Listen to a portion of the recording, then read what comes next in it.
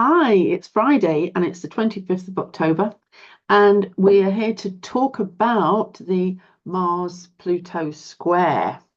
So hold onto your horses, strap yourself in, and we will explore this magical. Hello, Shanti. Well, here we have a magical cat, don't we? This is Shanti. This is little Shanti, and that is Bonnie, who thinks she's Shanti's mother. Come on. There we go. Right, I'll start again. So we're here to look at the Mars-Pluto square. So I have a few things to share with you, actually. One of them is particularly amusing. If you're anyway, let's just see if you find it amusing. I wanted to use a couple of the cards from my Astrology Reading Cards pack. Obviously the Mars card and the Pluto card. And while I was looking for them, I remembered an occasion when we were making them up, and Richard sent me the Mars card, and I'm just going to share it with you. There we go. But he just put some rather amusing sort of keywords at the bottom there, and I was unready for this, and so I was going energy, drive, action, yes, ability to punch somebody, pardon, rocket propelled grenades, what, bombs, pointy sticks. Has he gone mad? Of course, he was just having a joke. And this card has never seen the light of day, obviously. So I still think it's funny. So I'm just going to stop sharing that. And what I will do now is share with you the actual card that we did use. So you can see the real one. Okay, so here we have a dragon, actually. This is from an image from Thailand, actually, from a temple in Thailand, and which is where Richard lives. So the image here of the very athletic Mars with a long pointy stick, as he said, obviously some kind of javelin or anyway, the image is quite a graphic one. We've got sort of these very hard granite shafts coming up, the fire, the swirling heat. And it says your physical energy, drive, strength, and fighting spirit. I think actually that's quite a gentle way of putting it. Anyway, the Pluto card, a little bit more difficult because I haven't got a copy. Somehow lost it. But what I can do is I've got something that will do just to share it. So I'm just going to pop that up. Unfortunately, this is joined with the card for Chiron. This is Chiron, the young Apollo on the right. But anyway, so this shows a phoenix, a golden phoenix in pure light, energy, fire, emerging out of the ashes. This is literally a phoenix rising out of the ashes. So this image actually was burned out Lebanon from the last time Lebanon was bombed or attacked. But anyway, I digress. So they're the image of this glorious phoenix rising out of the debris of war and devastation.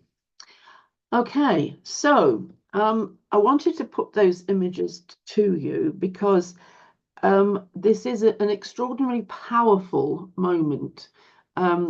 It's actually one of three that we've got a series of three Mars-Pluto squares coming up, going into next year. This is the first one. I think the second one would be even more powerful. The third one, just as powerful. But they change zodiac signs. So anyway, so what we're looking at now will be different when we see it in Leo Aquarius. No, that can't be. Oh, I can't think of it on the offhand. Just let me. I'll get my head around that in a moment. Okay. Okay. So it's water. So we're right at the moment, because Mars is in Cancer and Pluto is in Capricorn for the time being. We've got the water power of Pluto in a feminine sign. Okay, and we've got Mars, as I said yesterday, a fire planet in a water sign, and so therefore a little bit stifled. But two powerful water symbols there anyway. Water is very much the hidden, secretive element, and it contains all of the hidden material and secretive material, dark material, unexposed material, invisible material of our experience of our life here. So hidden, secretive, and what happens is the water here at Pluto is suddenly exposed by a rush of incredibly high voltage, red hot, if you like. Now, Pluto's realm is not normally seen or felt or experienced or witnessed by us in any way. Everything goes on in surreptitious ways, magically. It's like we're on the surface of the tapestry, and this is the undersurface of the tapestry. To the Egyptians, this was the duat, for instance. But what happens when Mars suddenly comes in from a right angle, from a 90-degree angle, is that it's like a bolt of lightning has split the underworld. The dark regions of our experience are split by this sudden, aggressive, energetic, light, fire-filled moment. So I was trying to think about how in mythology, I could sort of make a comparison for you, and I remembered Excaliber, so that's the sword of King Arthur. Now there we have supposedly in myth a very gallant, a very hopeful, a very good, if you like, symbol. Excaliber would come back to save the human race. Full of good intentions. Or on the other hand, we have Voldemort from Harry Potter with his peck snake, Nagini. And I think that those are the two sides of this coin. Mars Pluto can be extraordinarily evil, as in Voldemort's Nagini, or we could have something much more inclined to want to get the best out of it, a champion of the good, if you like, the light, the better. And that's, of course, King Arthur Smith with his sword Excaliber. So the opportunity here is to take this hypercharged power and to do something positive with it, rather than when it's sort of left on its own or it comes under the influence of something like war, then it becomes a weapon of that war. Or if it comes under the influence of something that is malefic by nature, it will help the malefic.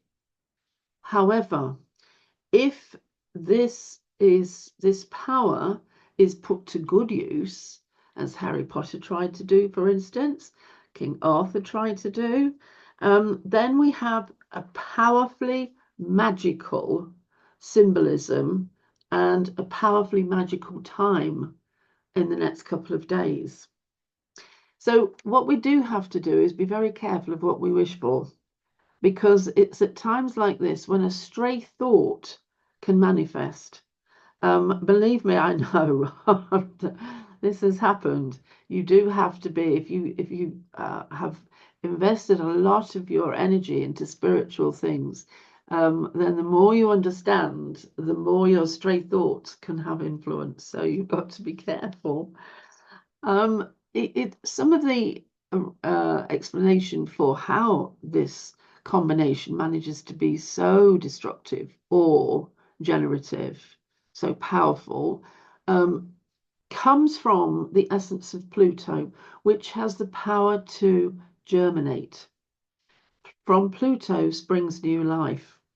So it's the power to germinate and to Pluto is fecund, waiting for the explosion of life, waiting for that moment when it can just burst into fruition. So we can either be looking at the unpalatable actions which are macabre, difficult to get your head around, deeply disturbing. All this comes under the Mars Pluto. Or we can be looking at something which is very mysteriously powerful, which is enigmatic, which is fascinating in a way, which is magical, and which has a supernatural effect to it, so that you can't believe what's just happened. Also, I think we need to consider that there is a magnetism when it comes to something like this, that it can be very magnetically absorbing and you can't quite leave it alone. It's one of those times when you keep going, I can't believe that. I can't believe that. And that can either be in a way that is disturbing or a way that is elating. Now, for each of us, there is the opportunity to choose. When it's transiting astrology like this, we can use our minds to engage with one of the energies that are around as displayed by the planets in the sky, or we can just forget all about it, go to the pub, have a few pints, and find ourselves in the middle of a huge bar punch shop, which is equally possible under these sort of circumstances. So it's not that one person is going to be intrinsically bad. It's just that life catches certain people in certain ways, maybe according to their particular birth chart and the transits to it at the time. But there remains in the sky a potential for all of us to take advantage of this, to tune into it, and to take from it that magical carpet ride, to take into it that germination, that sudden coming to fruition of something, to dare to believe that you can call something in. I want this, I want that, I want to manifest this. If ever you wanted to manifest anything, my goodness, this is the time. And I would go a little bit further than just manifesting a car parking space when you get to the supermarket. I'd go for a little bit more, because this is infinite. When you think about Pluto being plutonic, atomic, and dealing with the quantum realm, there is no limit to the power on that quantum realm. And Pluto isn't going to go, no, I haven't got that much. You can have this much. It just doesn't work like that. Have as much as you like. So I hope that was useful. And I'm looking forward to hearing anybody's stories about what happens. My daughter's already bought me one. She was driving down the street and a woman was parked up. And after my daughter had negotiated going round her, she had to wait for oncoming traffic. This woman honked her horn and flashed her. So my daughter got out. And this woman accused her of scraping down the side of her car, which Jess didn't do. Her car was completely clean. What was never clean, let me put it another way. The dirt in her car had not been disturbed, to put it that way. And this woman had a great big scratch down her car, but apparently it was a very expensive Range Rover. And Jess thinks that she was probably trying to find a culprit, somebody to pin the blame on, so that she could get the insurance claim. Well, obviously, we're going to be very careful here. And so the pristine dirt on the side of my daughter's car has been photographed to make sure that this woman can't do it. But anyway, I'm just giving you a sort of an example of the kind of things that can suddenly erupt out of nowhere. Yeah, it can boil down to avarice, to greed, to people's riches. I mean, Pluto is very much about money and riches. And so it can boil down to anything that somebody owns that is valuable as well. Anyway, if you have a story to tell, please write it in the comments. I answer all the comments, as you know. I can at the moment because there aren't too many. And I always enjoy reading them. In fact, if I wake up in the night, which I tend to do most nights because I have a beagle who barks about 3 in the morning, she can't go through the night. She has to bark at 3 in the morning, be let out and let in again. So I sit there waiting for her, writing the comments. It's quiet and I can concentrate. But anyway, I love doing that. So it's fantastic to get these comments. Thank you. And share this as much as you want, etc. And do all the usual things because it's really helpful. It works with YouTube. The YouTube algorithm counts everything. And so if you do stuff, then it counts. So thank you. Okay. I'm going to see you on Monday. Have a great weekend. Be careful with your Mars Pluto experience. We should have had this next weekend, shouldn't we, for Halloween? No, we shouldn't have. No, actually, no, that's not good. There's kids walking around the streets and no. Well, we won't think about that. Oh dear, what did I say? Alison, you see, you've got to be absolutely careful of every single thought. That's awful. Anyway, right, I'm off before I say anything else. Okay, bye.